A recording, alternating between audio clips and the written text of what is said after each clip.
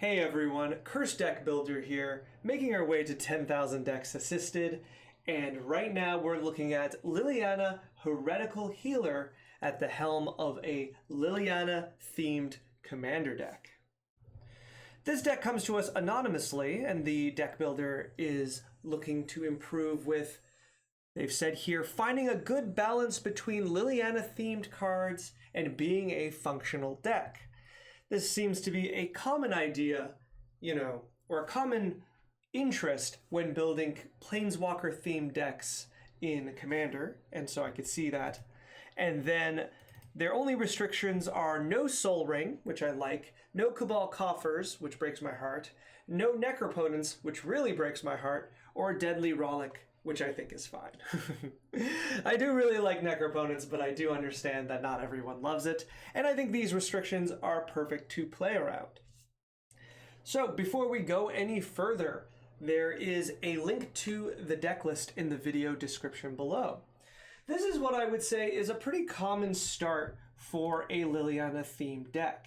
In fact, when I take it, it is on Architect, unfortunately, but when we take it out of types, we can see in categories, there has been categories for Liliana cards and then not Liliana cards.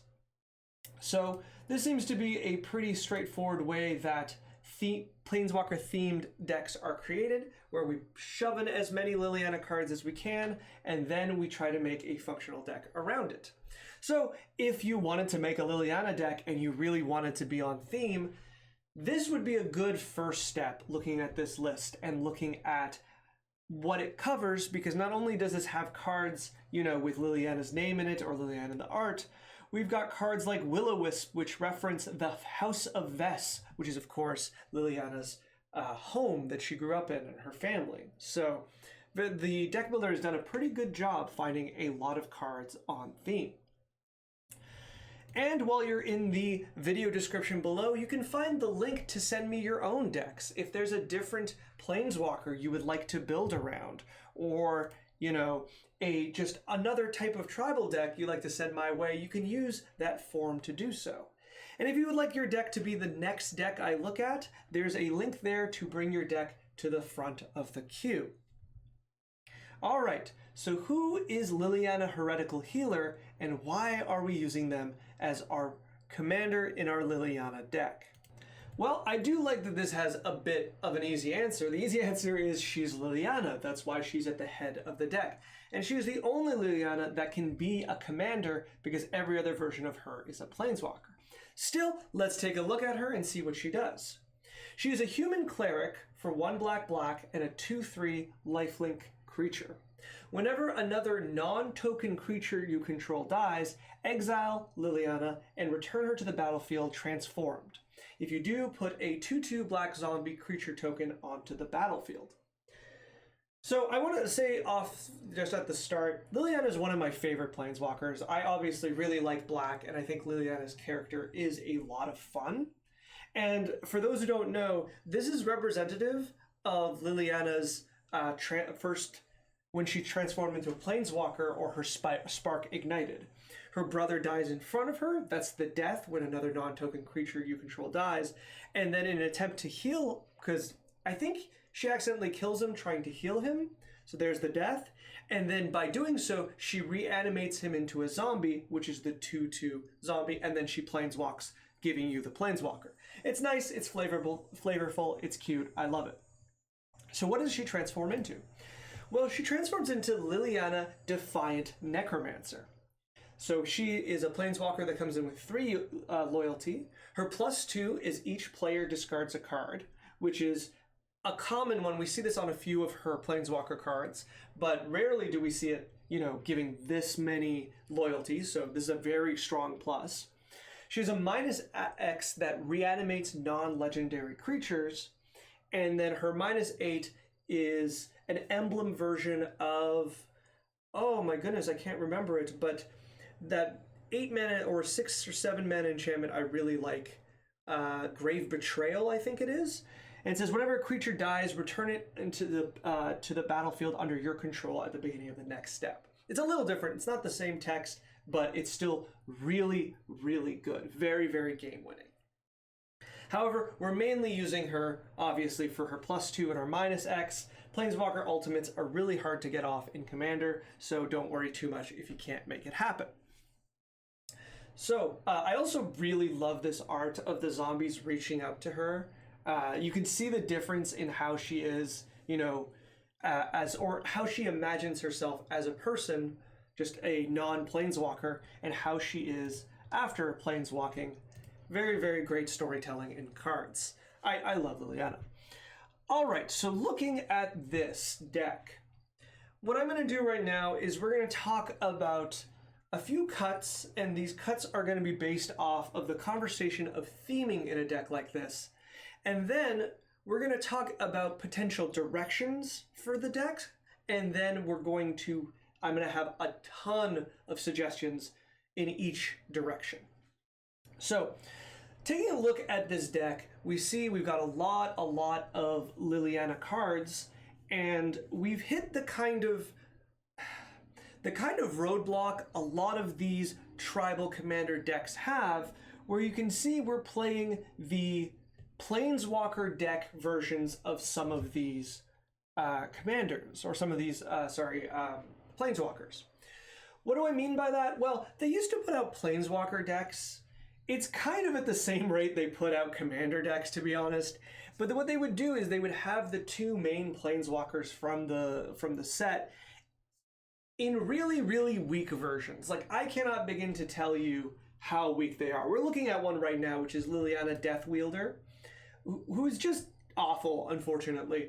She is a 7-mana Planeswalker that, for +2, she puts one -1/-1 counter on a creature, and then her -3 destroys a creature with a -1/-1 counter on it, which is, you know, it's not that great. It's just, even if you can put -1/-1 counters on creatures easily, which this deck can't, you know, it's just so much for 7 mana. It just does nothing, and it's really, really upsetting. But this is because it was balanced to be a much weaker card on purpose. However, when we're playing every Liliana card, we are playing these cards, right? There's Liliana's Deathwielder, there's Liliana Deathmage, there's Liliana the Necromancer, which I even find that their arts are a little weird. Like, they don't seem to catch the same vibrance as the other cards. And I know it's because they're also foil, but still something that's just kind of interesting to me. So anyways, these 3 Planeswalkers are particularly weak, and they're included in here because they are Liliana Planeswalkers. But the other cards that come along with them, if we come over here, we can see Liliana's Influence. This is a 6-mana card that puts a -1/-1 token on each creature you don't control. Cool, but just a little too weak for 6 mana. Then you may search your library, graveyard, or a card, library or graveyard for a card named Liliana Deathwielder, there she is, and put her in your hand. See, the idea with these Planeswalker decks was that Wizards of the Coast wanted the Planeswalker to be accessible to the players, but they didn't want to put more than one copy of them, and so they put another card to search that Planeswalker.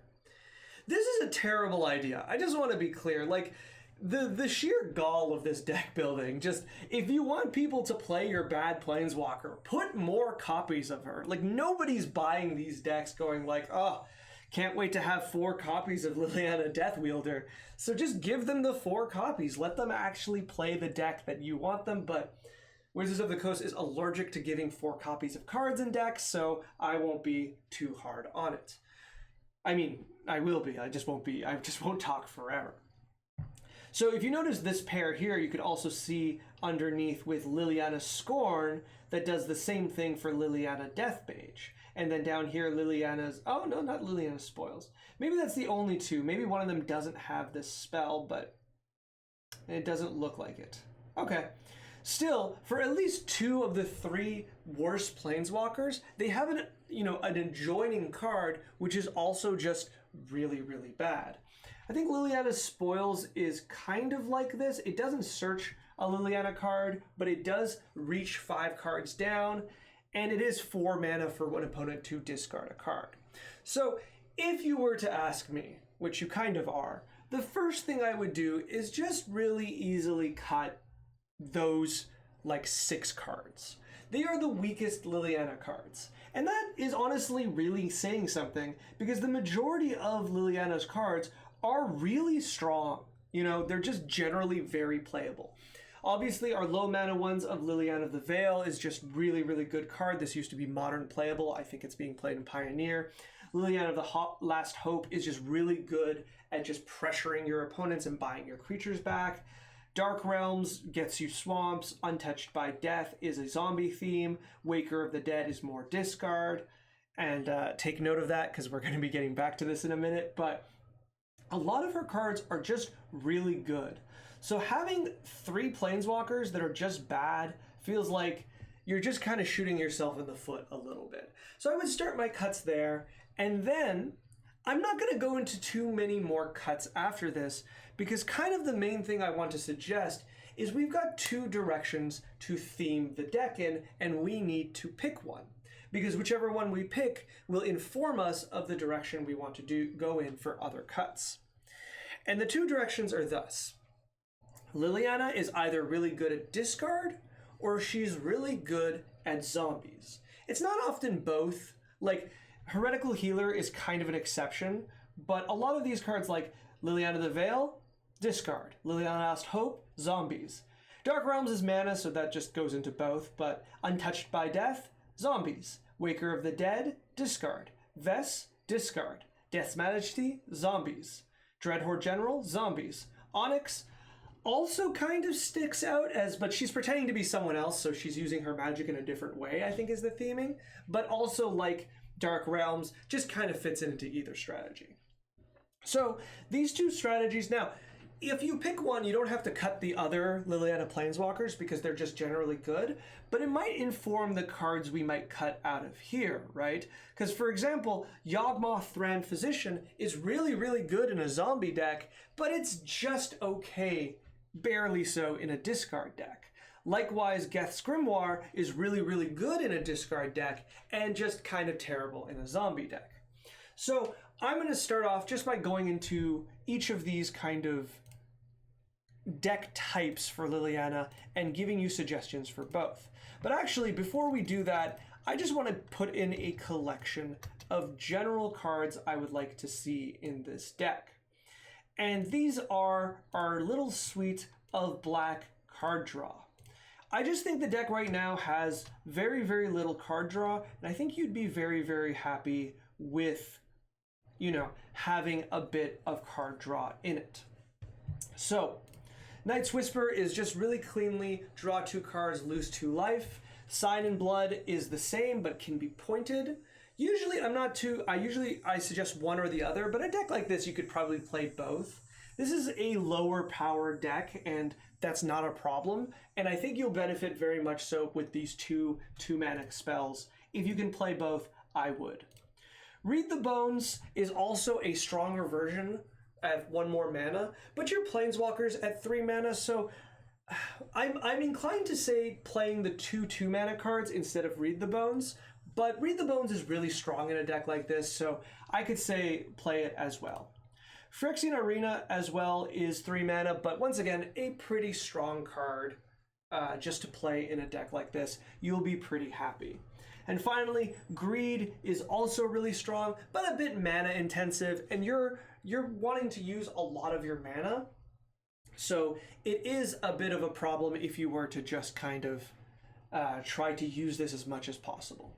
All right, I'm actually going to delete these out because the cards I'm going to suggest are going to take a lot of the space up here. Before we get any further, there is actually one card that I think is missing, and I guess this will pick which one we're going to go into, but the Raven Man is notably missing from Liliana's theme. You know, the Raven Man is the character that is most entrenched with Liliana's history. I believe it's been revealed that he's Limdul the Necromancer. I could be wrong, but I'm pretty sure about that. He's a pretty strong card. He's a very good activated effect, and he is discard themed. So with that in mind, let's go into the discard theming first. And something I want to note is there is not just a kind of division in what I would call you know, the cards we're going to be putting in, just discard versus zombies. But there's also like a permanent type division. A lot of the cards I'm going to suggest to help with the discard are non-creature cards. And a lot of the zombie cards, well, obviously they're creature cards. And this is pretty normal, right?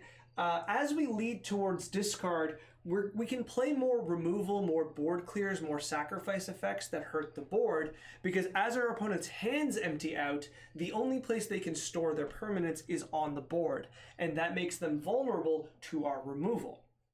So with that in mind, we've got a lot of directions to kind of go in for discard. And like I said, all non-creature. Actually, there is one creature, but mostly non-creature. One I will say that I forgot to type up here, Painful Quandary, I believe is still, relatively cheap, yep, and is absolute beast in a deck like this. All the Liliana Planeswalkers, including your commander here with Defiant Necromancer, a lot of them have this +2 discard a card. This pressure is really, really good. It keeps your opponent's hands pretty empty, and it keeps your Lilianas ticking up so they have a lot of health. Painful Quandary is a really good finisher in this kind of situation. It pressures your opponent's hands in most decks that use any form of discard, but in a deck like this, once they're empty-handed, it means they have to pay 5 life every time to cast a spell. And this is just going to do so much damage for that 5 mana investment, and I think if you're going into discard, you're going to be very, very happy with a card like this. Much like Liliana's Caress, though, I want to introduce Megrim. Megrim does a very, very similar thing, but it just costs an additional mana. It's not ideal because 3 mana is our Planeswalker's or our commander's mana cost, but Megrim and Liliana's Caress do so much incidental damage in the game. Like, if we ignore the fact that all of our opponents, you know, we're forcing them to discard. If we think of the amount of abilities in Commander that just causes player to discard cards by their own volition, like wheels or, you know, looting effects or planeswalker abilities or faithless looting effects, like there's so many effects that people will be discarding. And this kind of taxation to their life, that every time they do this, they're losing life, is really, really nominal. So there's one more here with the same kind of effect, which is Raider's Wake. And every single one of these, I find you're going to be really, really happy to cast because they're going to do so much more damage than it looks. I think in a lot of games, you're going to be able to just keep track of how much damage this does, and I think you'll be relatively impressed every single time. If you're going to be impressed, you might as well oppress. Haha. Oppression is a fantastic discard mechanic in the game, where whenever a player plays a spell, that player discards a card from their hand. Very, very strong. Works against you. A lot of these discard effects will work against you as well, but that's okay. You aren't going to really be holding up a lot of your mana. You only have a few instant spells, if I remember correctly. Yep, and I'm happy to keep these instants low, because Liliana's abilities get better when you have an empty hand. Imagine you have Liliana Defiant Necromancer out, you have Liliana the Veil, and let's say you have Liliana Waker of the Dead. That's the trifecta. That's Lilianatron, in my opinion, of the 3 strongest Lilianas. If you have one card in hand, if you drew a swamp, not ideal, but you play that swamp and your hand is empty, then every single one of these Liliana's pluses is incredibly, like, you are not losing a card when you do this. And every time your opponents discard, they're going down a card without you going down a card. And I know you'd rather have cards in hand, but it's really, like, important to keep track of this because it does put you at a really high advantage. And then your opponents will be losing 3 cards from their hand, each of them this turn, and most likely they'll be out of cards by the end of the turn. So oppression does affect you, but you're going to build your deck around, you know, not being as affected. So every time a player plays a spell, that player discards a card. This works really, really well with Painful Quandary, and it's just a very strong card. It's a little pricey, but it is... Oh, it's getting reprinted? Oh, that's so good. I didn't notice this one. Yes, absolutely. Get ready to see this everywhere. This is such a good card. I'm so excited for it to be reprinted and more people to have access to it. Fantastic. A card that goes really well with this is Bottomless Pit. Bottomless Pit says on each player's upkeep, that player discards a card at random. And very much so like this, Necrogen Mist does the same thing, but not random. It's surprising to me that Necrogen Mist is so much more expensive than Bottomless Pit, when Bottomless Pit is just much, much better. The thing with random discard is, once again, this is going to be really good. This is good against you as well, so like it does hurt you as well, but 3 random discards versus your random discard is going to make it worth it. You're going to lose occasionally your Liliana Planeswalkers to this, and it's going to suck, but your opponents are going to be losing a lot of really good stuff to this. And eventually, the text of once they have one card, these 2 cards have the same text, and so it doesn't particularly matter. Then once people are hellbent, like they're out of cards, these cards stop doing anything, but they do create a situation where your opponent cannot bank cards. They cannot hold cards throughout the turn cycle and start their hand with more cards, because if they try to do so, they're going to be losing out on cards. Then the last main card of discard, which is a creature I want to suggest, is Bone Miser. Why Bone Miser? Well, Bone Miser is the reverse version of Waste Not. Waste Not affects your opponents. Bone Miser does the same effects, but they affect you. And the reason I like playing both is that obviously Waste Not is so strong in a discard deck, but on the other hand, you are discarding cards too, and with certain Liliana effects, you get to choose what you discard, and Bone Miser is very much there for you to take the most advantage of that. Especially if we imagine that same scenario, we have the 3 Lilianas that discard cards on uptick, and we have 3 cards in our hand. Well, this arrangement of abilities with those cards can either put us very high, like, we can get ahead on mana to cast the cards out of our hand so we don't have to discard them. We can turn those cards into creatures, or we can turn those cards into draw to kind of make sure that we're left with the best cards in our hand. Really, really strong creature. It does take a lot, like it is a magnet for removal, but that's fine. Like it's a very good card, so it's definitely worth it. Then finally, not this card particularly, but just this kind of card. I wanted to add in, when you go heavy into discard, I mentioned this at the start, you get into the situation where you can kind of just run many more board clears, many more removal spells with less kind of problems, because you aren't committing to the board as much as your opponents anymore, because your attack zone is their hands. So Damnation is a bit expensive, but any card like Damnation, the really, really budget version is Languish, which is just straight up -4/-4, and it's not even worth like $1 American, so that's pretty nice. But there's another one with Liliana on it. So do you have that card now that I think about it? Interesting. So let me try to remember number of swamps. I clearly have been looking for this card before, so let me find it again. Let's see. No, it's not there. Let's see each swamp then. Oh, let's remove the S. Mutilate. There we go. There is a card with Liliana's text in it. All creature gets -1/-1 for each swamp you control. Very, very good card. I prefer this art because it's just gross. And I like the Liliana quote here. But this is another card you can play, and you should be playing because you do like the Liliana cards, and this is a very strong one. And you get to play cards like this with like no downside when you have less creatures, or sometimes even when you have creatures such as zombies. Yes, the transition into the other strategy. Now, before we go any further on zombies, I do want to say something about zombies, is that I find, so tribal cards, tribal decks and tribal strategies, I think there was, maybe not so much anymore, but for a while there was this attention put to it where you just wanted to get as many like tribal +1/+1, synergies as much as possible. Like I think of Merfolk a lot for this, but you could see it in other things like fairies as well, where the main idea was to get a bunch of creatures and then give them all +1/+1 in as many different ways as possible and attack. And though I really like that, and I get why it's strong, especially if you can build a very wide board, which zombies can, I think it's also kind of foolhardy. You want to be leaning into what your tribe does best. And what do zombies do best? Well, they die and they come back from the dead.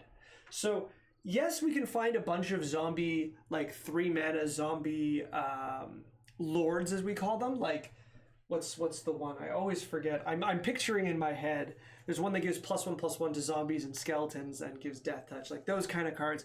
But I'm going to suggest to not over focus on those cards because they're just not that great most of the time. Instead, I want cards that are really impactful and work really well with your team. So here are my suggestions. The thing is with zombie tribal, you don't really need my help. You can just go and find all the zombies and just put them in the deck. But I want to give you the ones that I think are the strongest ones to be played primarily, and then I'll leave you to find the rest. A few of these are pretty obvious. This first one I think is very, very straightforward, so it is first. Champion of the Parish is just like Champion of the Parish. It just grows as you play zombies. Nothing too complex. It's not that deep, but this card can easily be a very big boy for 1 mana. Also, that art is so cool. I'm such a big fan and absolutely play this. The next one I want to say at 1 mana is Cryptbreaker. Unfortunately, a little more expensive, but Cryptbreaker is a army in a can or an engine in a can where it both kind of creates its own 2/2s and it also taps zombies to draw cards. This kind of tap effect also gets around like summoning sickness, so it works really well when you have a very wide board of zombies.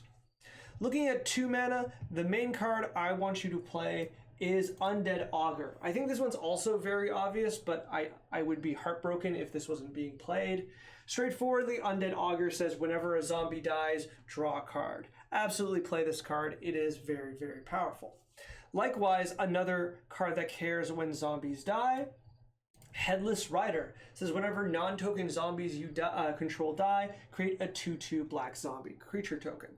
This is really good. Okay, just so we're on the same page, the strongest zombie in a deck like this is Gravecrawler. That's why I pulled it out before, but just in case for any reason we're not on the same page, it needs to be said, this is the strongest zombie in the game. Like, in the deck, in general. I know some zombies, and there's going to be some that I'm going to put out there that feel stronger, but if you're playing Zombies Tribal and you're doing it correctly, this card is the strongest card in your deck, which is why if you're playing that Entomb, you Entomb Gravecrawler.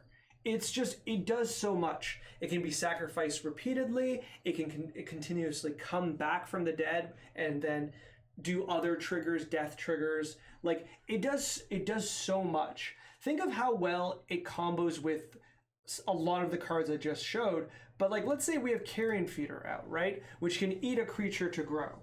And then we have Undead Augur that draws us a card, or Headless Rider that creates a 2/2 on death, and Champion of the Parish that says every time a zombie enters the battlefield, it grows. And so we use Carrion Feeder to eat Gravecrawler, then we recast the Gravecrawler, then we eat it, then we recast it. It's a really strong setup, and it lets you use a lot of your mana, and it gives you something to do while your Lilianas just tick down or tick up repeatedly. So make sure you know how to use the Gravecrawler, because it's really good. The next 2 cards also obviously work really well with Gravecrawler. We've got Plague Belcher. Plague Belcher says whenever another zombie you control dies, each opponent loses 1 life.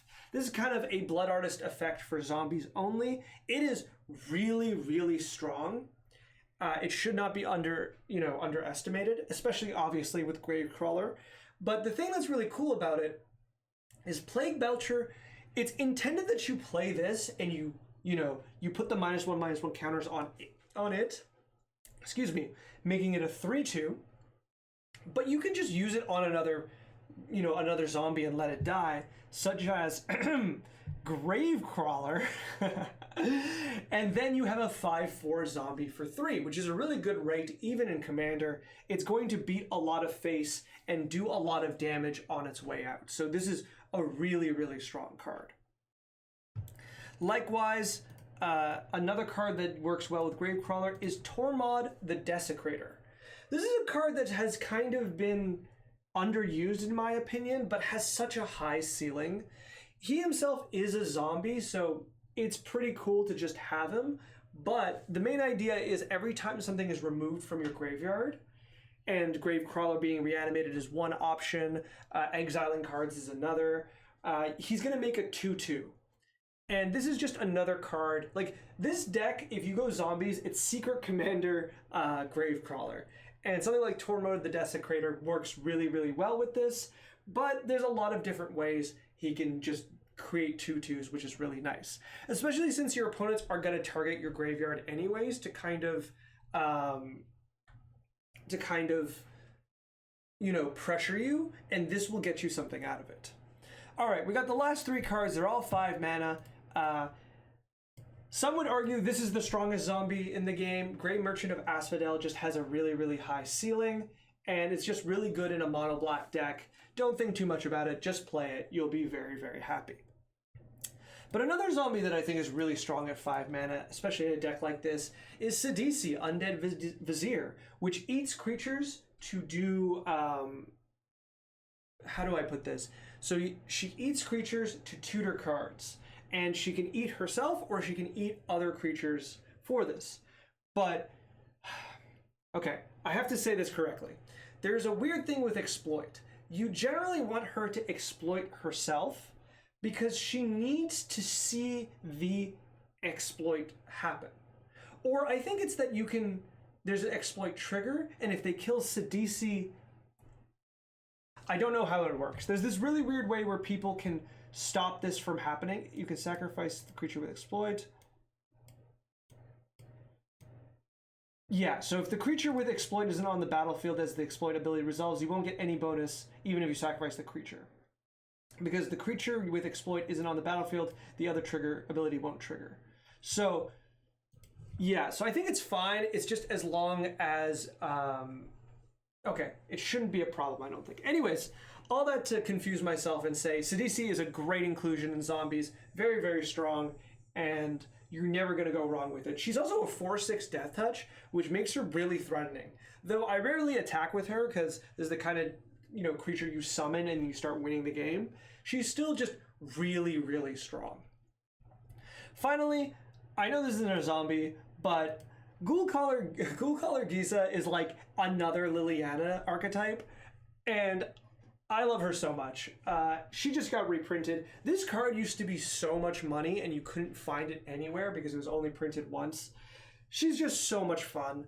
Is she good? No, but who cares? What a fun card to put in a deck like this. I think they just revealed on the list that they changed one of the Walking Dead, I think it was like a baseball bat, into her shovel, which is fantastic. I really, really love the idea. Instead of like a magic staff or something, she uses a shovel to summon the dead from below. Oh, it's so cool. So absolutely play her in here if you want to, but I think she's a very easy inclusion. And much like any other really strong zombie card, she creates a giant army incredibly fast.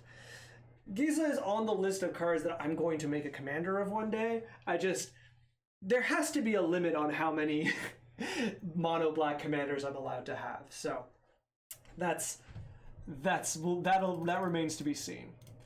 All right, so with that in mind, those are my suggestions for Liliana Heretical Healer. I do think I haven't touched into a lot of things like, for example, we haven't really looked at the mana curve in a deck like this, but with a theme deck, mana curve is kind of tricky because we're trying to keep as many of those Liliana cards, and we have very little control over how many of those, like the mana cost of those cards. So we're kind of stuck in that regard. And with a theme deck, you know, there is a hard ceiling of how strong this deck can be and stay in the theme of Liliana.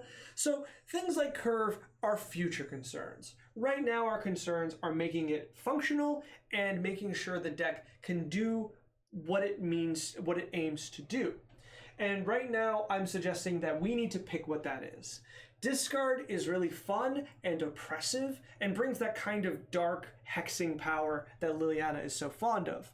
However, Zombie Tribal is whimsical and fun and all about creating massive boards to like knock your opponents down on. So I recommend to our deck builder to find which one of those two really speaks to them and then build around that. If the deck builder or anyone else would like to send me a draft of this tribal deck or any deck, once again, there is a link in the description below. And if you'd like that deck to be the next deck I look at, there is a link down there for that as well. And as always, if you'd like to like, comment, subscribe, do the YouTube thing, I'd be very grateful. It does mean a lot, and it does help the channel quite a bit. As always, Liliana is one of my favorite planeswalkers, and seeing her as a commander is a lot of fun. She's just got a vibe that really speaks to me. So I'm excited to see this, and I hope to see more of Liliana. I don't know if she still has her Planeswalker spark. I really hope she does. I'm excited to see what happens in the story and, you know, what happens with the Raven Man. All right, good luck.